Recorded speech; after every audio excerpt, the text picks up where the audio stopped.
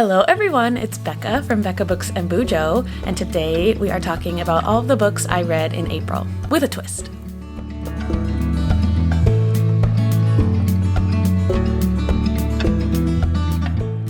As you can see, I have my mother here. This is Lisa. You've seen her before. We love Lisa. She is helping me with my wrap-up today. As you all have heard multiple times from me, I don't like doing wrap-ups, but we came up with a fun idea to do the wrap-up. And it's similar to a video my mom has done before with me. She's going to read a random paragraph or sentence or something, not just the first sentence like we've done before. And I have to try to figure out what book she's talking about, which I have 11 to choose from, or actually it's just 10. I read 11 books total, but one of them I read twice. I'll tell you about that later. And speaking of numbers and stats, here are my stats for the month. Again, read 10/11 books and had a pretty good reading month. Lots of 5 stars. And yeah, it was a good month. Anyway, let's get into the game. I've explained it well enough. Yeah, you turn your I'm going to turn away. I'll show you the book, and then I'll read my excerpt, and you have to guess what it is. Yeah, and then after that, I'll tell you a little bit about the book. So let's do it. And just, I'm going to not cheat. What would be the fun in cheating? You better not. I won't. Okay. I didn't teach you to be a cheater. Except I did cheat a lot in card games. Okay, I'm ready. Okay. Oh, I don't want to hear the sound of the book. Sorry. So tell me when you're ready to read. You'll nudge me when you... Yeah, well, I'm looking for what I was going to read. Oh, she pre-picked all of her. Okay, you ready? Here we go. My favorite memory is of my glamorous London wife slaving away in the early summer heat to bury a dead chicken in the yard exactly 3 days before giving birth.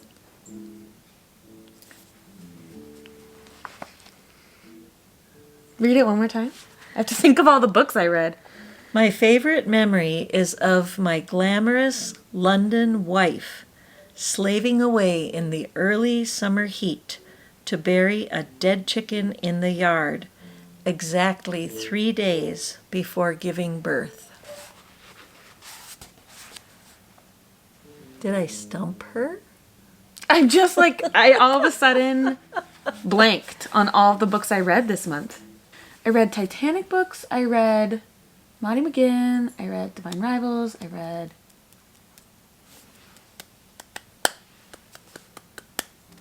a book with this in it. Oh, A Brilliant Night of Stars and Ice. That's wrong? No. How embarrassing. Should I give you a hint? Sure. Yeah, give me a hint. The cover is a black and white photo. It's Broken Horses? Yes. Oh, duh. She has a wife.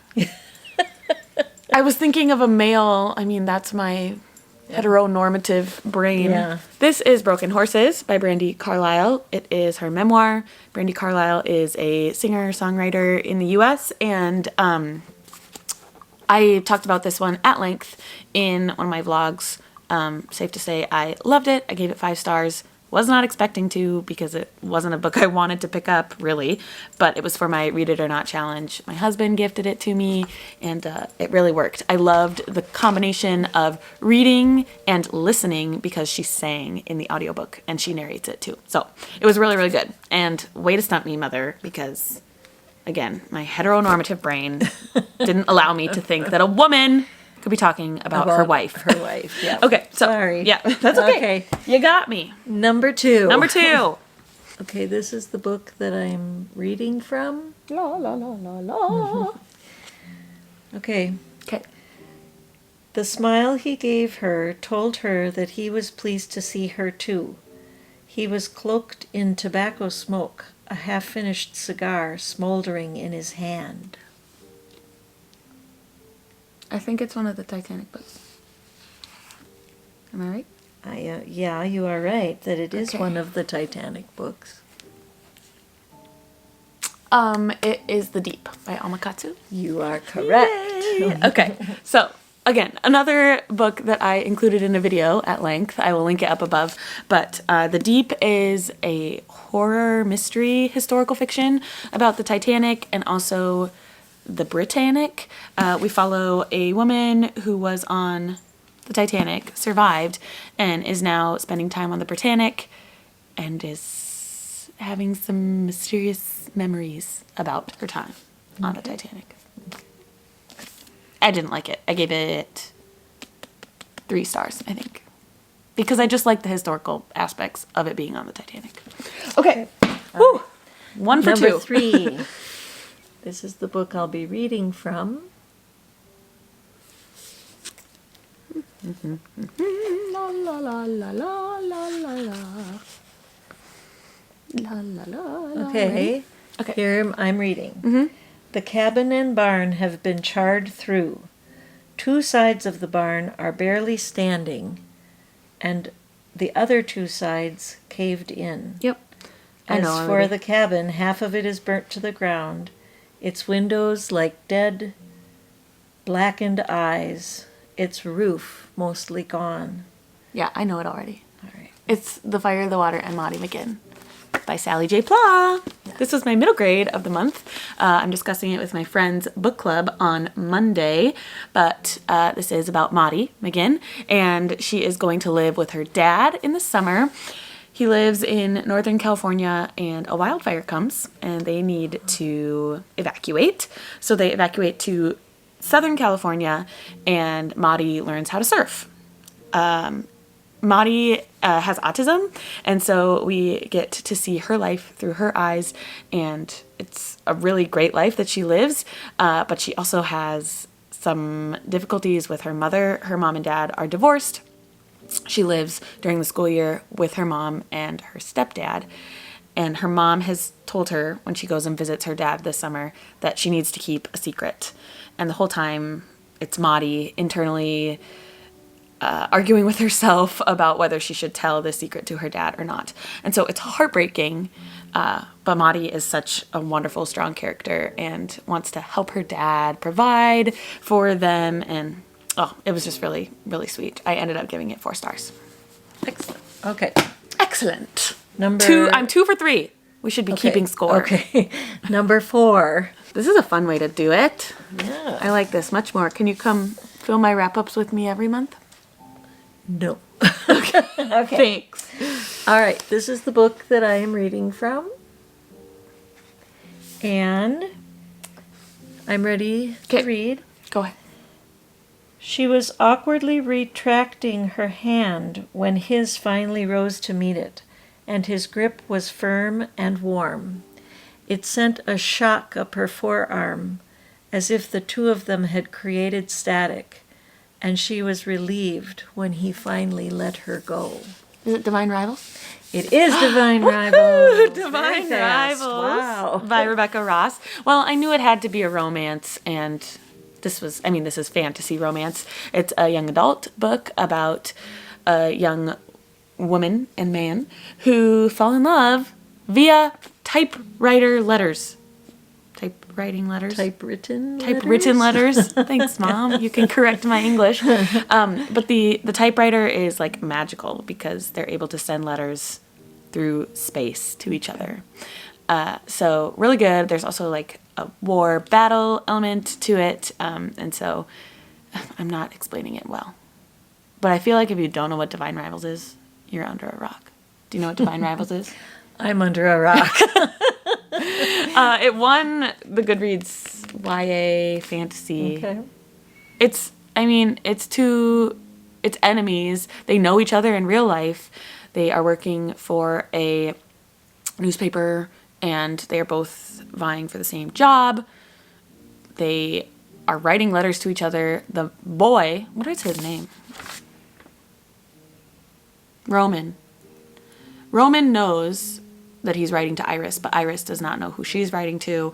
And then, it eventually all comes out, but they're falling in love via these letters, even though they don't like each other in real life. It's fun. It's a good romance, and the war going on keeps it interesting. So, Okay. yeah, it was good. I gave it 4 stars. Okay. Here is number 5. I'm 4 for 5. No, I'm 3 for 4. 3 for 4. Yeah, that's how we're counting it. Okay. Okay. La la la la. Here is la, the la. book that I'm reading from. I shouldn't sing And over let you. me Sorry. find my place here.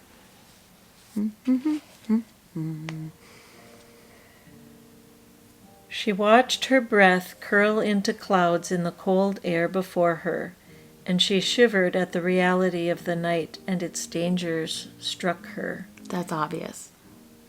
A Brilliant Night of Stars and Ice. Okay, you're right. Yeah. So, again, talked about this one at length. This is by Rebecca Connolly, and this one focuses on the ship that rescued the Titanic, the Carpathia.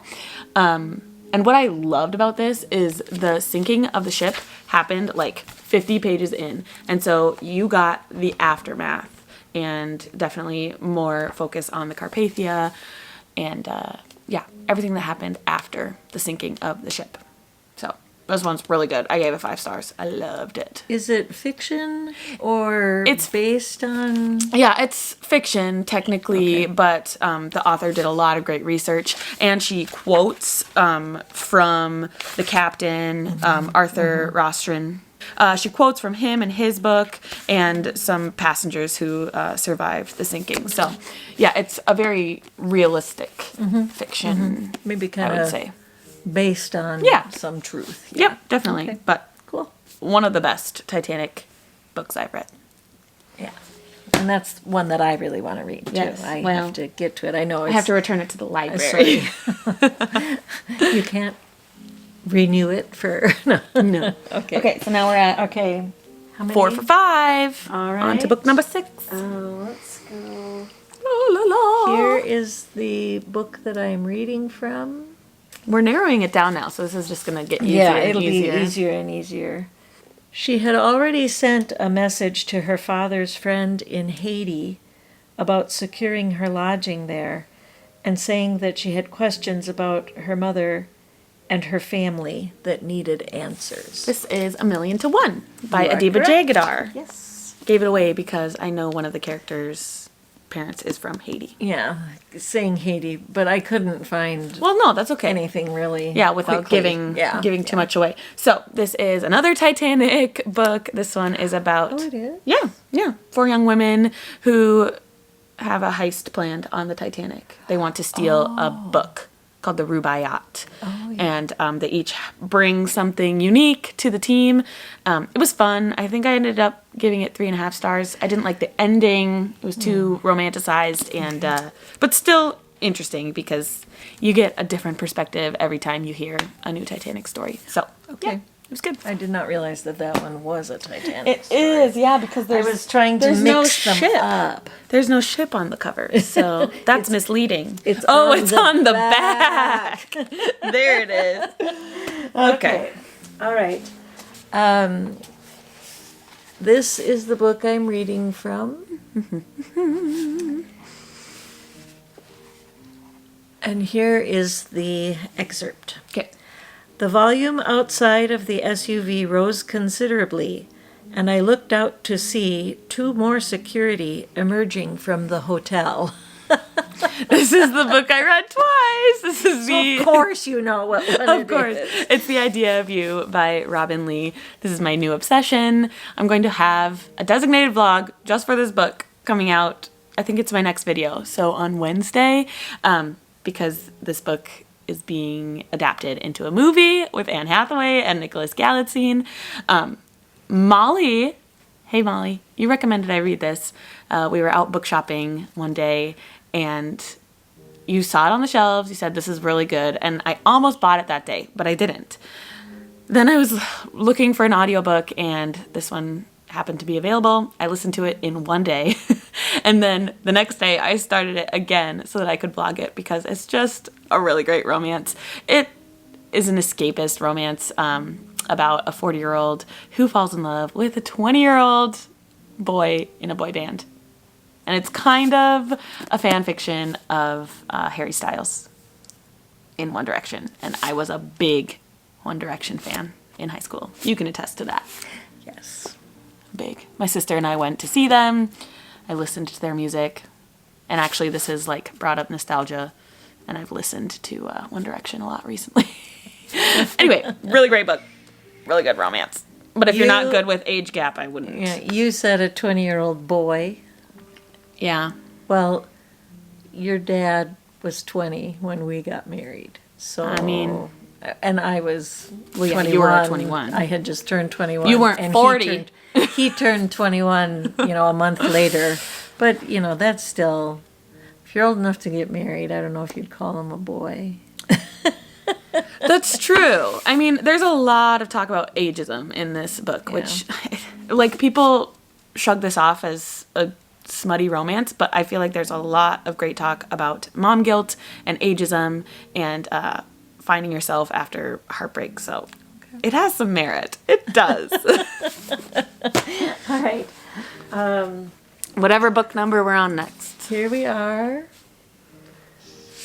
And this was a hard one to find an excerpt from because... I already know what it is.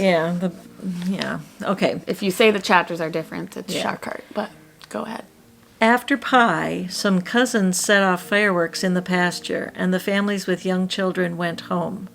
The remaining teenagers and adults sat around the fire pit, a circle of boulders arranged around a smaller circle of rocks, which held a crackling fire. Is it Shark Heart? It is Shark Heart. I wouldn't have guessed that. You shouldn't have given it away. Oh, shoot. Well, I I don't... stumped her again. You could have. I'm trying to remember the other ones.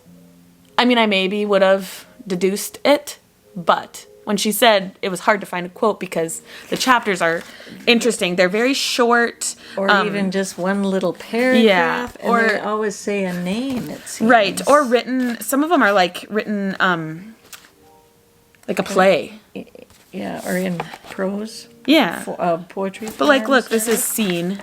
Oh, okay. Anyway, this is Shark Heart by Emily Habeck. It is a love story of sorts, but I would also say like magical realism because it is about a man and a woman who are newly married, and the man gets a diagnosis that he will turn into a great white shark. And it's a world, it's a world where this is like normal. People can morph into animals. It's a disease that you get just like any other disease you might get in real life. So he just happened to have the disease that turned him into a shark. So it like had some very deep conversations about love and what remains in your love, and what you would do for the person you love if they're maybe not all there. It reminded me a lot of like if someone had Alzheimer's because his body was changing, but his mind was still there. And so it's like the opposite. Your mind is changing with Alzheimer's and your body's still there. Or just dementia. Yeah. So, I talked about grief because the woman was losing her husband slowly to this disease. It was really good. I wanted it to be 5 stars, but it was only 4. For some reason, it just like didn't hit me quite like I wanted to. Okay. But still, like, very interesting concept. Not one I've ever read from before, but really good. All right. Cool. Are we on to... Only 2 left. 2? Okay. I know what one is, but I can't think of the other. Okay. This is the book I'm reading from. Mm-hmm. There was a frown there on her forehead, and was there not a droop to the mouth? Didn't the eyes seem a bit red-rimmed as if there had been tears recently? Of course, that couldn't possibly be the truth of it. Why would a girl like that be shedding tears? Oh. Yeah, this is the last Titanic book, isn't it? Yeah. Titanic, yes, The Long Night? Yes. Okay, yeah. Another Titanic book. Again, watch the Titanic vlog. I'm really proud of it. It was really fun to revisit this historic event in this way. This one is kind of a romance, and we follow many different characters, some in first class, some in steerage. It was fun, actually. I enjoyed it quite a bit. I think I gave it 4, I think. I don't remember, but I know you liked it. Yeah, I enjoyed it. And the girl who shouldn't be crying is the one who's in first class. So, Yeah. that's what gave it away. Okay. And I know what the last book's going to be. Here we one go. of my favorites, but read the quote at least. So we are looking at this book. Mm-hmm. And the quote, "The kiss was a sure thing.